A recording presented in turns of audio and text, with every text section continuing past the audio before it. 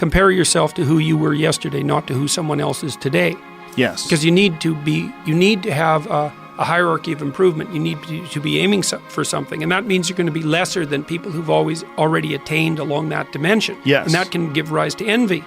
So the question is, who should you defeat in the final analysis? And the answer is, you should defeat your former self. You should be constantly trying to do that.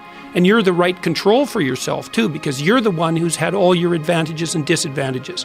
And so if you want to compete fairly with someone, then you should be competing with you.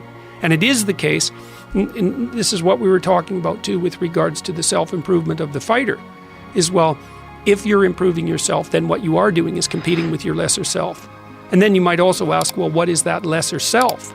And that lesser self would be resentful and bitter and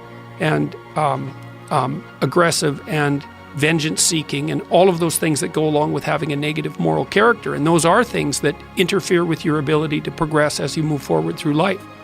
So it's very necessary to understand that this is why, I've been stressing this idea of personal responsibility. It's like, well, personal responsibility is to compete with yourself, is to be slightly better than yourself the next day. Yes. And better in some way that you can actually manage. And that's humility. It's right. Like, well, I'm a flawed person. I've got all my problems. Could I be as good as person X? It's like not the right question. The right question is, could you be slightly better tomorrow than your currently flawed self? And the answer to that is, if you have enough humility to set the bar properly low, then you could be better tomorrow than you are today. Because what you also have to do is you have to say, well, here's all my flaws and my insufficiencies, and the best that someone that flawed and insufficient could do to improve and actually do it is this. And that's not worth going out in the street and celebrating with placards, It's like, well, this is why I tell people to clean their room. So you're not going to brag to someone that you did that. But someone as insufficient as you might be able to manage it. And that means you actually are on the pathway to self-improvement and you're transcending your former self. And you might say, well, what's the right way of being in the world, if there is such a thing? And it's not acting according to a set of rules. It's attempting continually to transcend the flawed thing that you currently are. And what's so interesting about that is that the meaning in life is to be found in that pursuit. So I've been laying that out in these discussions too, because it's saying, well, the fundamental issue is that life is tragic and difficult, very tragic and difficult for everyone. And it's also tainted by malevolence, because no matter how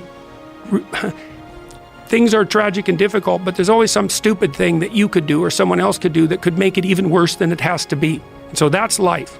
And you need an antidote to that, because that can embitter you.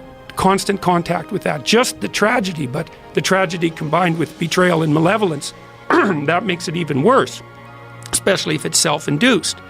Okay, so you need something to set against that so you don't get bitter and resentful. Well, what do you set against that? Doing something worthwhile, by your own definition, say. You need some reason to get the hell out of bed on a terrible day because you've got something good to do. Well, what's the best thing you can do? Transcend your current wretched and miserable self. There's meaning to be found in that, and that's a meaning that's associated with responsibility.